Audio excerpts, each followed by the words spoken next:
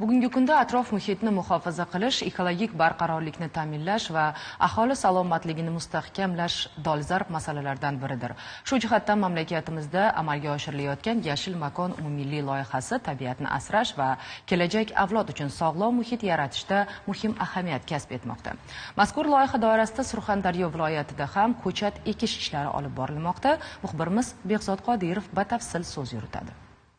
Yashil makon umummilliy loyihasi doirasida hududlarda millionlab daraxt va butalar ekilmoqda. Yashil hududlar kengaytirilmoqda. Bu esa havodagi zararli gazlar miqdorini kamaytirish, iqlimni yumshatish, tuproq eroziyasining oldini olishga xizmat qiladi. Loyiha doirasida Surxondaryo viloyatining Angor tumanida ham Yashil belbog' dasturi uchun ajratilgan yer maydonlarining 3 gektar hududida Termiz davlat pedagogika instituti professor, o'qituvchilar va texnik xodimlar tomonidan 6000 dan ortiq mevali va manzarali daraxtlar hamda archa ko'chatlari ekildi. Bizda muntazam ravishda og'on shamoli deb nomlangan o'ziga xos shamol bo'lib turadi. Ushbu shamolni bilan birga chang yerdan ko'tarilib, bu fuqarolarimizga o'zining ta'sirini o'tkazadi. Mana shunaqangi biz salbiy ta'sirlarni oldini olish uchun biz shunaqangi mevali, manzarali daraxtlar eksak, albatta kelajakda mana shu chang to'zonlari va ob-havomizni yaxshi bo'lishiga bu o'zini hissasini qo'shadi. Ko'chat ekish ishlari atrof muhit muhofazasi uchun muhim ahamiyat kasb etadi. Daraxtlar havodagi zararli gazlar va changni yutib, kislorod ajratadi.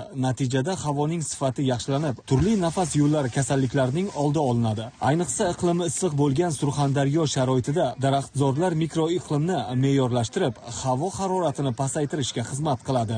Ko'chat ekishda ham o'zgarish tartib qoidalari bor. Avvalambor hududidan kelib chiqib, daraxtni yaxshi unish uchun, yaxshi o'sish uchun mutaxassislardan so'ragan holda archa ko'chatini ekamiz. Archa ko'chatini ekish jarayonida bunda tuproq, asosan tagida shag'al toshlar tashlaganimiz sababi qum bilan tuproq aralashib ketishini olishni oldi va archani o'sib olish uchun kerakli minerallarga boy bo'lgan tuproqni saqlab qolish uchun bu usuldan qo'llab ekyapmiz. Ushbu tashabbus hududning ekologik holatini yaxshilash, yashil hududlarni kengaytirish hamda aholi hayot sifatini oshirishga xizmat qilmoqda. Bunday loyihalar tabiatni asrash va kelajak avlod uchun sog'lom muhit yaratishda muhim ahamiyat kasb etadi. Behzod Qodirov, Xolmat Ne'matullayev, Zamon informatsion dasturi uchun Surxondaryodan tayyorlandi.